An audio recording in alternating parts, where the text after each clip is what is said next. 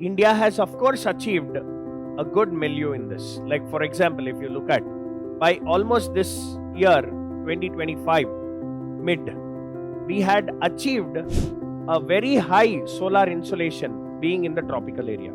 So green grabbing is basically a situation where the land is taken for environmental purposes, basically which was serving the local populations. But the most important thing is it is creating a significant environmental burden on the local water resources. So green grabbing is basically a situation where the land is taken for environmental purposes. This has been giving a negative consequences on the local communities and the ecosystems, like the flamingos issue.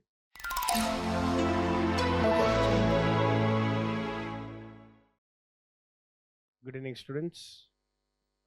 In today's class, this particular session, we'll be looking at a reality check on India's green energy.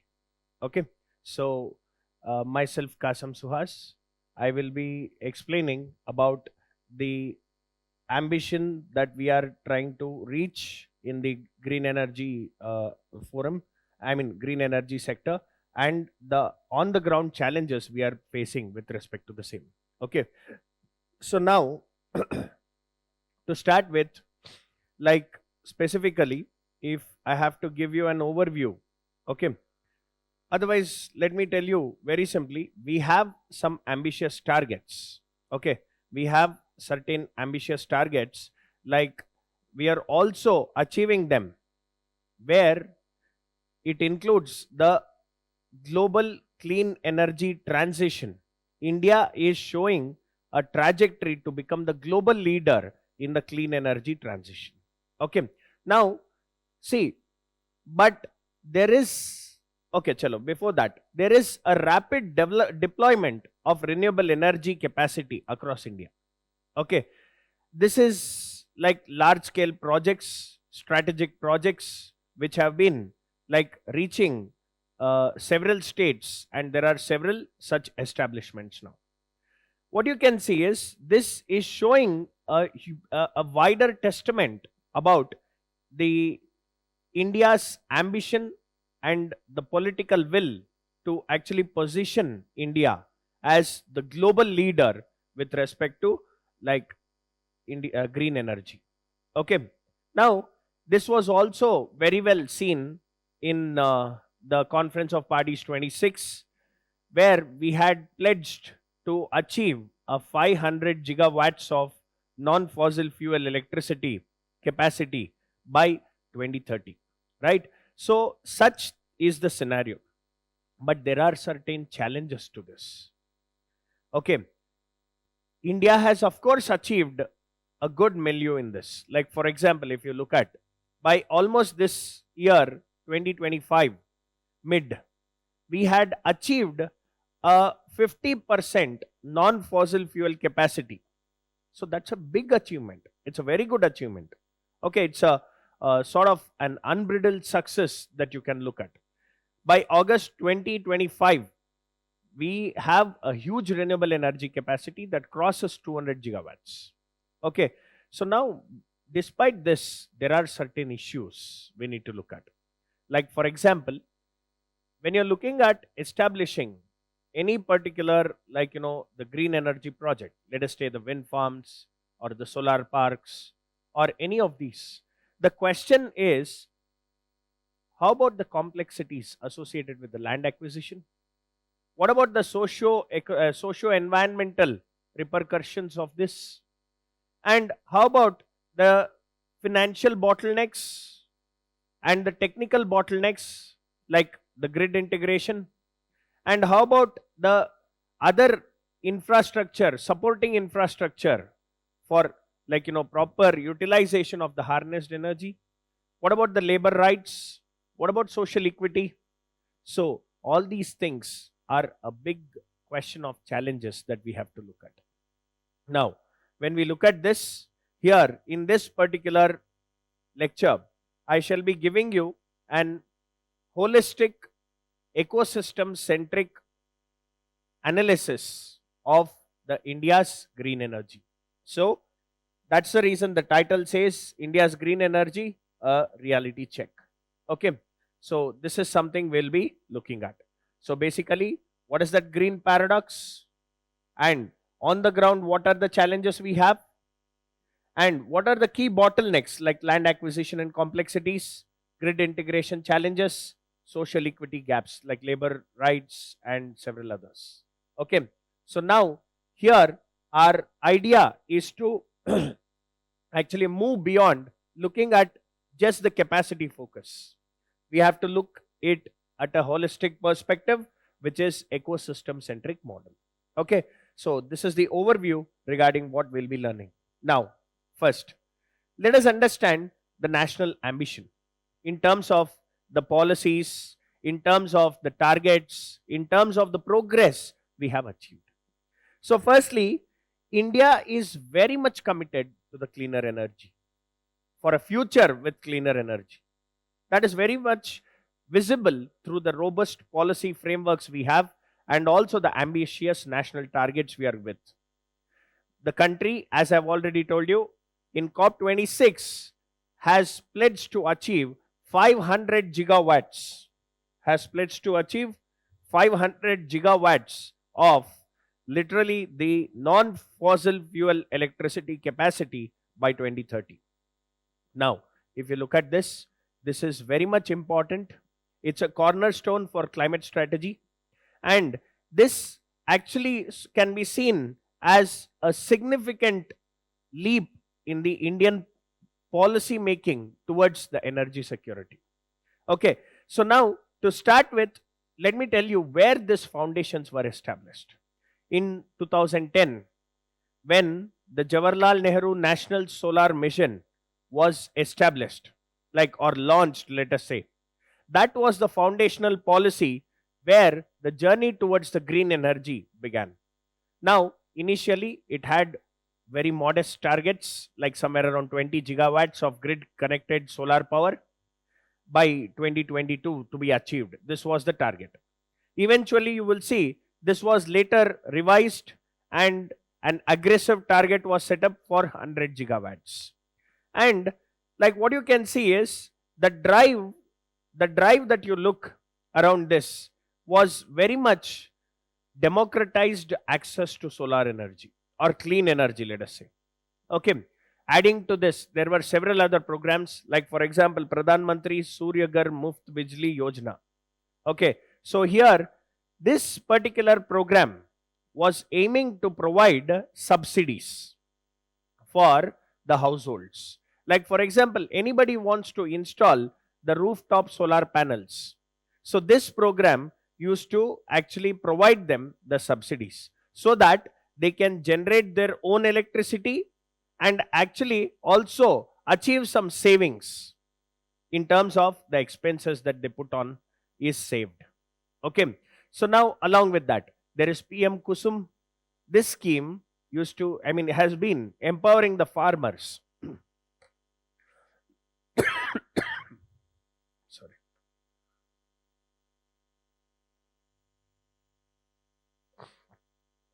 This scheme has been empowering the farmers.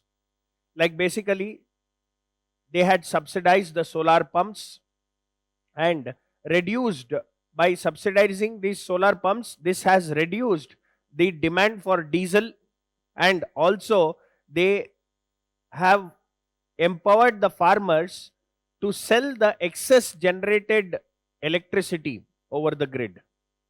That adds to their extra income. And also you can see there has been dedicated scheme that is for the development of solar parks and also ultra mega solar power projects, because the target with this is to reach 40 gigawatts. Okay. Now, so basically, this is a quantitative progress you can see that has been resulting from the policies that is very much facilitative for the green energy. By June 2025, India had a total installed non-fossil fuel capacity that was 242.8 gigawatts. Okay, with almost 234 gigawatts coming from renewable energy alone. Out of 242, you can see here, out of like basically 242 gigawatts, what you can see is basically 234 gigawatts was renewable energy. Okay, was actually renewable energy. So on the other hand, what you can see is this over the time, if you look at by August 2025, the capacity we have reached is 234. Okay, so 234 total capacity that we have reached. Okay, 234.24. And like, see, this is non-fossil fuel energy. That includes even the nuclear energy and all those. Okay, that is renewable energy. So by June it was that much. By August it is this much. Okay. So now when you look at this, this is making almost like 46% of the country's total power requirement or capacity. Let us say. Okay, the requirement nahi capacity. I'm sorry. So it is the country's total power capacity. On the other hand, see, let me tell you about this. The renewable energy capacity has, by looking at these numbers, if we compare with the capacity that we had in 2014, we have almost tripled our renewable energy capacity. Okay, so that is something that you can see. It's a memorable leap that you can see. Okay, so now further, if you see, I mean, these are the same things that we had discussed. And see, this is the thing. In 2014, we had less than 100. By 2018, we increased 22, 25, and today we are there where we have crossed close to good amount of like, the production of capacity. Okay, so in gigawatts, we have actually like reached the renewable energy to a greater numbers. Okay, and adding to this, now there is one more aspect that we need to look at. So let's start with the macro landscape regarding the renewable growth. Okay, so here, like, see, not the macro landscape, sorry, the investment landscape and financing that we need to look at. Okay, so to look at the investment landscape and the financing, yeah, so to look at the investment landscape and also the like financing aspect, you can see in the first half of 2025, we have close to $11.8 billion we have attracted to invest in the Indian renewable energy sector. So here, what is happening is basically there are several like major deals we have come up with, like Acme Hybrid Urja and also like Juniper Green Energy, which has been like fueling the financial momentum in the Indian renewable green energy. Okay, and we have also like made one important thing, that is the domestic production. Okay, we have been looking at the domestic production of the photovoltaic cells. Okay, that is very much solar photovoltaic modules, that is very much important for the solar harvesting, solar energy harvesting. So that we are also like increasing the capacity through production linked incentives. And moreover, like there is a good amount of like money that is totally outlaid on this particular lines. Okay, so now like from here, let us look at certain aspects. We'll be looking at the systematic bottlenecks that is associated with the India's green energy. So far, whatever we have studied looks very much on the positive side, correct? But there is some issues that is behind the screen.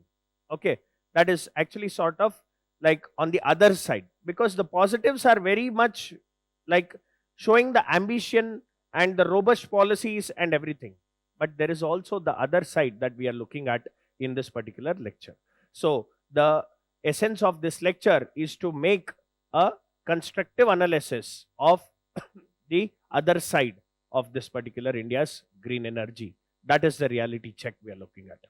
So to start with, let me actually start with the case studies.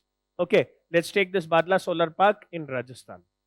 See, if you look at this Badla Solar Park in Rajasthan, it is one of the large scale renewable energy deployment. Okay, where it is present in the arid regions, that is the Thar desert of Rajasthan.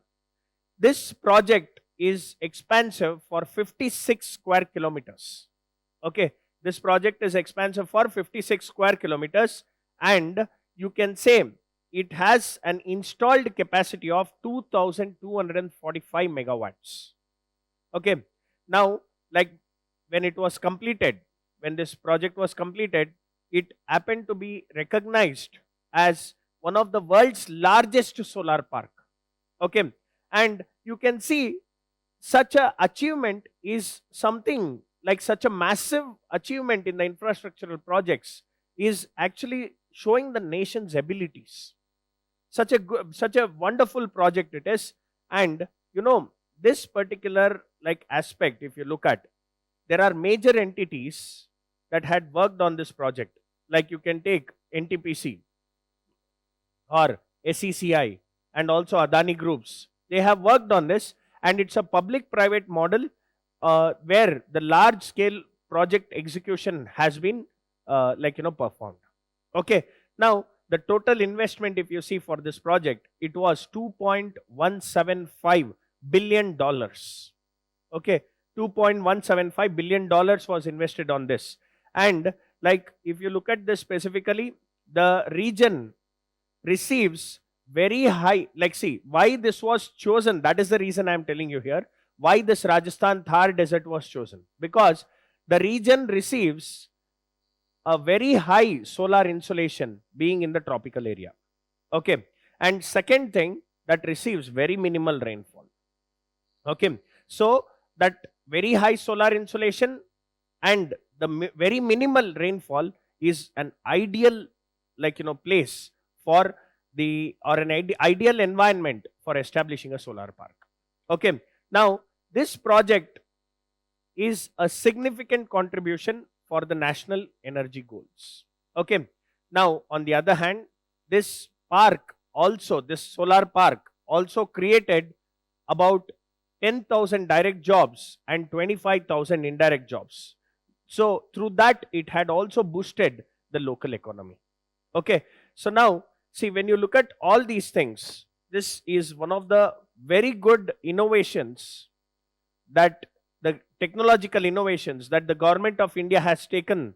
And the sort of you can see, like, one of the another important aspect, if I have to tell you, at the operational level, see, because it is in the arid area, there can be the sand dust that can accumulate on the solar panels. So the government of India has come up with robotic cleaning systems, okay, which actually sort of removes that particular desert dust that accumulates on the solar panels. So even at the operation level, the government of India has actually sort of taken an technological lead or a leap in the particular execution of this project. Okay, so this is something that we need to look at as the positive side. On the other side, the most important thing that we need to look at is the unseen cost of this project. The unseen cost speaks about the environmental realities and the social realities. Okay, so now let us look at the critical lens of this project. Now, to start with, first one, there is a water energy paradox. Okay, there is a water energy paradox. See, basically, the Badla project that you can see is basically established to combat the climate change, correct? And also promote the sustainability. Now, if you look at that way, but the most important thing is, it is creating a significant environmental burden on the local water resources. Is that clear? On the local water resources. Now, to be very specific about this, the desert location of this park is very much good for the solar generation. Is that clear? Solar power generation. And also, the same desert that actually puts the dust on the panels needs to be removed. So for each panel, to clean it up, it requires almost like 7 to 8 liters of water per panel wash. Okay, so if you look at how many panels are there are 10 million panels. Now you think about this, roughly per month, the requirement is 2,30,000 kiloliters of water. Is that clear? 2,30,000 kiloliters of water. That is the requirement. Now think about this. Such high water consumption in the desert area. Now you think about this. Is it not a very critical point to think about? Because firstly, the local population are not allocated water, but there is the question of using this water for washing the panels. Okay. On the other hand, like if you look at this, like there is, let us say, if this much of water is taken and utilized, it is going to put a significant amount of environmental burden on the local ecosystem. Okay. And also the communities. So that ways, if you look at this, is a very big flaw or a mistake in the planning process. Okay. So that is the first problem. And the other one is the human dimension, where we have to look at something that is the land acquisition. Okay. So we have to look at something that is the land acquisition. So now when we look at the land acquisition here, the most important thing is there are several issues with respect to land acquisition for such large scale infrastructure projects. Okay. Here what you can see is here the wasteland, the myth that is called the wasteland myth. Okay. So what happens is, like a significant portion of the land that is used for this project was actually classified as wasteland. Okay. So now that looks very oversimplified for me, because what you can see is when these same lands in a research, when they were surveyed, okay, what you can see is it was a common indigenous community, grazing land. Okay. It was actually sort of related to certain cultural practices as well as the livelihood. Okay. So the project, while being built, government happened to own this land, bypassing certain protections, like for example the right to fair compensation and transparency in land acquisition act. Okay. That was bypassed. So that ways the traditional users of this land are served with no justice. And moreover, there is good amount of like legal and social conflicts that has been arising from the land acquisition. Okay. So basically, like this private renewable power corporations in collaboration with the government have like sort of bypassed certain legislative provisions and diligences. Okay. Like for example, if I have to tell, the Rajasthan High Court, okay, has compelled to cancel almost 900 acres of land that was allotted for private renewable power corporations, because there was a protest from the local communities. Okay. And the simple thing is, if the local communities were protesting, then was there no social impact assessment? Yes, that is right. Originally, there was no social impact assessment. Okay. So this is very much equated to a term called green grabbing. So green grabbing is basically a situation where the land is taken for environmental purposes, basically which was serving the local populations. That means the green grabbing refers to like appropriation of land for environmental purposes at the cost of the local populations, dependence on it. Okay. So this is something that you can see. So to achieve the net zero targets, what has happened is we have neglected on the human rights. Okay. So the communities who were dependent on these lands for their subsistence are still seeking the justice. Okay. So this is something that you can see as a reason behind the social protest that is happening around that region. Moreover, now let me give you one more example. That's the case study of Pavgada Solar Park that is in Karnataka. when you take this Pavagada Solar Park in Karnataka, its capacity is 2050 megawatts. Okay, and the area of this particular solar park is around 13,000 acres. Okay, so it is one of the large scale solar development project that you can see. But this is not like the Badla project. This is quite different in the land acquisition part.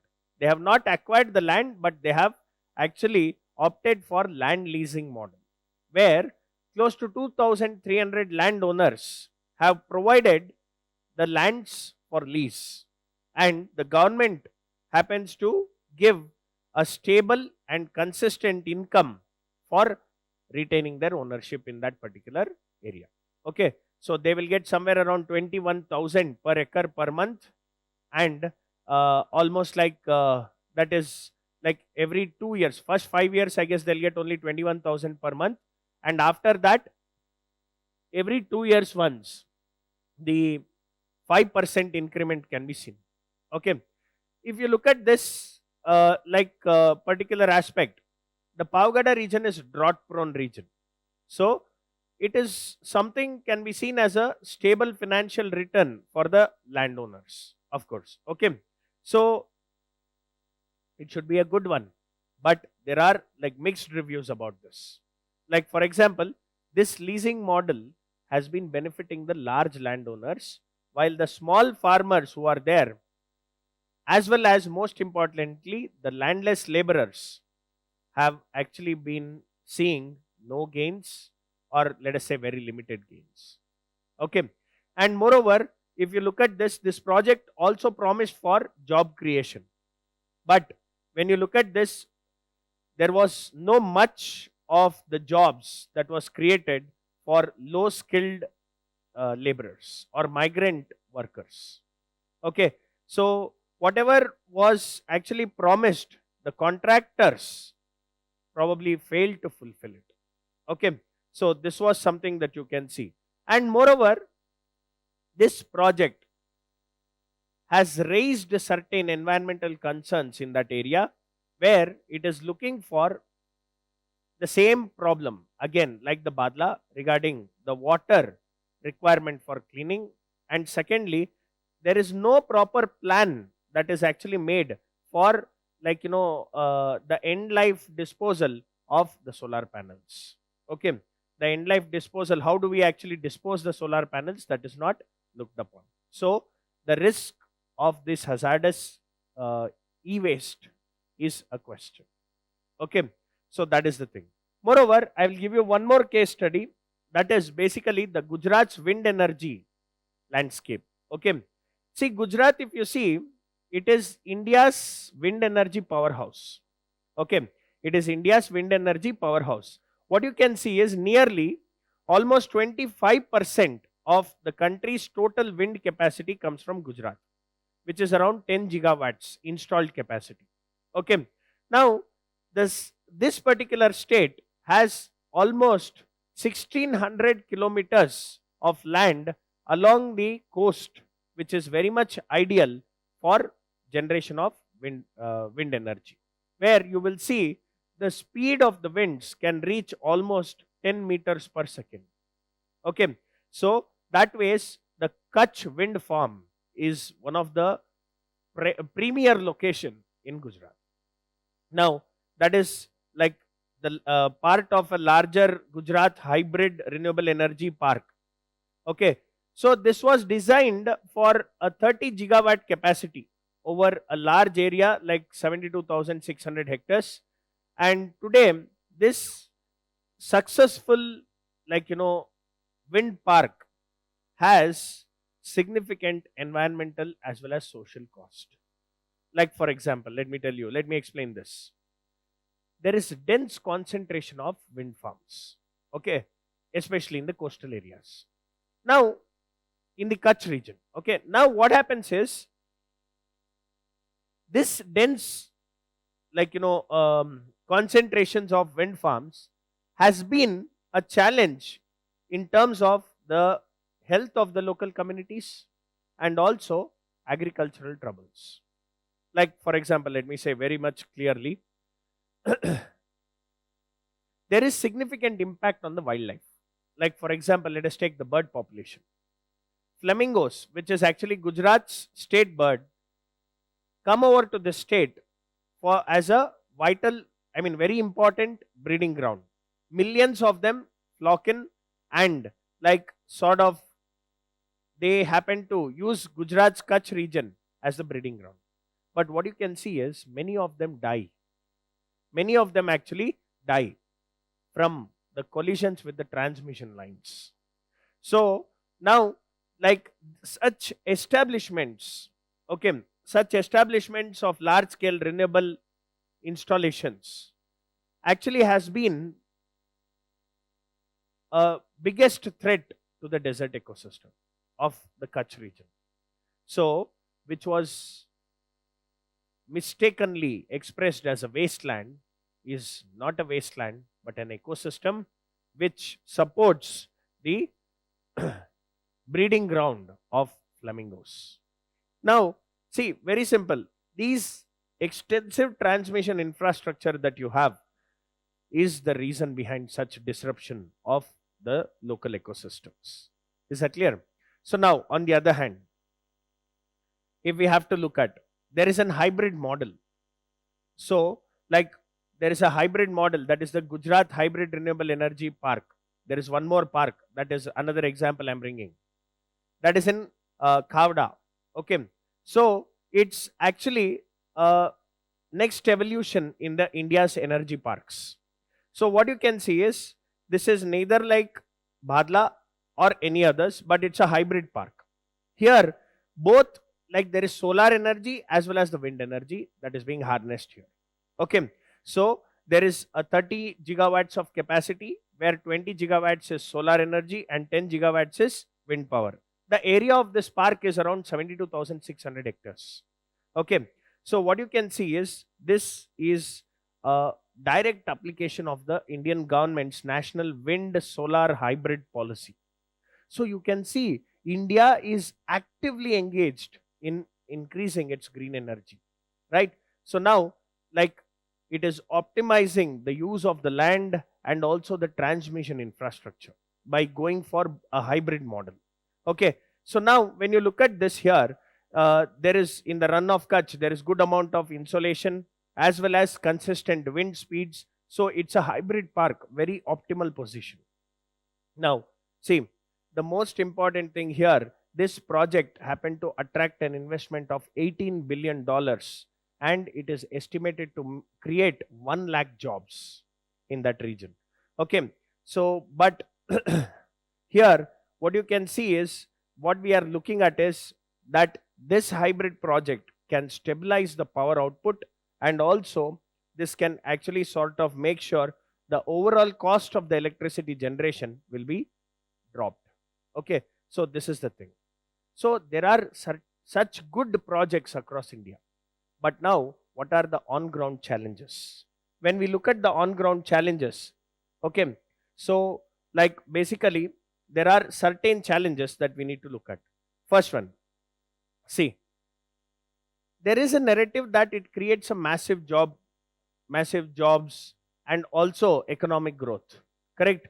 So, but there is a stark contradiction we have seen, especially from several examples like Bhadla, okay, like the Pavgada, okay. So there is a stark contradiction there. And moreover, like for example, you can see the migrant labor force that reached the Khavda in Gujarat hybrid project. There from Bihar and Jharkhand, there were the massive migrant laborers that reached because they were promised good wages, and what they see, I mean, what they see in the at the place was that unpaid wages and also like excessive heat and also long hours of work and lack of basic amenities. So even like clean drinking water is missing. So this is the condition they are looking at. So that official promise for green jobs is not actually properly checked in terms of quality, stability, and equitable distributions. Okay, so what you can see is there has been exploitative labor practices under the contractors. So the solar contractors, because they are unregulated, this is what has happened. Now, moreover, if you look at this, there should actually come up with a migrant framework for the, I mean, sorry, a robust framework for the migrant laborers. Okay, so that is something that is very much required. So that ways it can promote something like a fairness and social equity with respect to India's green energy transition. Now, let us look at certain bottlenecks. Okay, see, first thing, land acquisition, I've already told you, that's the biggest challenge. Okay, so which has actually sort of been lacking. So the most important aspect of the land acquisition is that the exemptions for renewable energy projects regarding the environmental impact assessment and the social impact assessment. This has been giving a negative consequences on the local communities and the ecosystems, like the flamingos issue, like the Paugada issue, okay, like the Khavda issue. Okay, so these has to be addressed. For these to be addressed, the important thing is the environmental impact assessment and the social impact assessment is to be conducted. Okay, and moreover, there are some lands which are traditionally the sacred groves or community managed forest groves, which are actually without the environmental impact assessment or social impact assessment, are occupied, I mean, are actually converted for the solar or the wind farm projects, which are basically called oran lands. Okay, this is another challenge. So that ways it is a biggest challenge in terms of the bottlenecks. If we have to see, that is one of the biggest challenge. The next one is basically the grid integration. Okay, so we are looking at the grid integration only now. So the this is one of the fundamental challenge, because we have rapidly expanded the energy generation capacity, but there is an imbalance because our power grid infrastructure is not capable to actually sort of take this much of generated capacity. Okay, now now for example, what happens is the generation of power is become very unpredictable, because it actually does not align with the demand in the country. Like basically, after the sunset there is a rise in demand. Okay, but the generation falls down. Is that clear? After the sunset, so what happens is eventually we will fall on again back the traditional resources like coal for generation of power. So that is one of the important problem. And within this, the major problem is about the transmission infrastructure. Okay, so when we look at the transmission infrastructure, what we can look at is basically that we need to sort of go for clean energy, not by just like sort of creating the energy or generating the energy, but also we should look for the utilization of it through the proper transmission lines. Okay, so like for example, that is what I'm saying, there is no sufficient transmission lines that can actually sort of evacuate the generated power or transmit the generated power. Okay, so that is one more important problem. So what exactly can be the solutions? So see,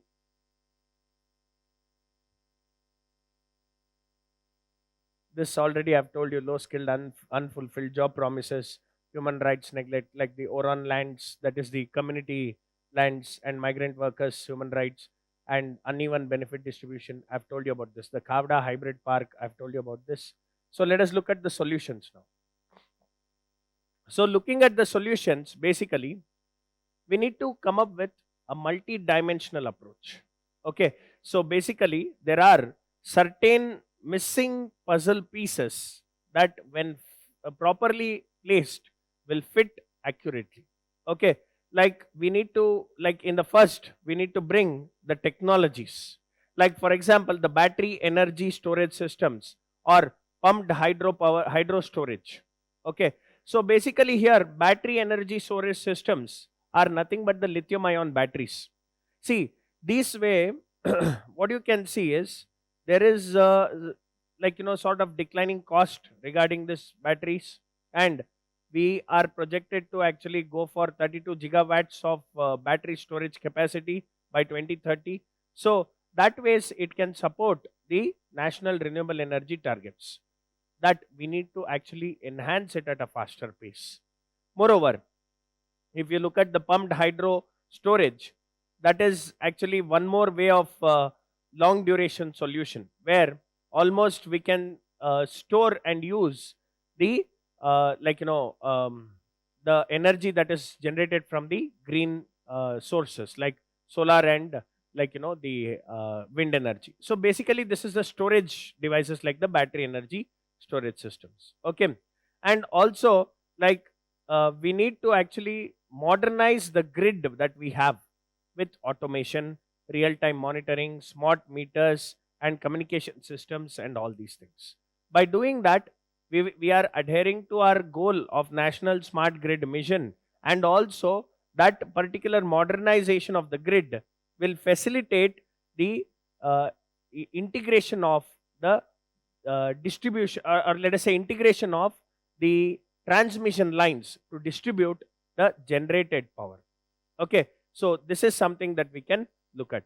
Also adding to this, we can look forward as a solution to enhance our green energy resources. Like for example, so far we have the solar energy, we have the what is that called as the wind energy, right?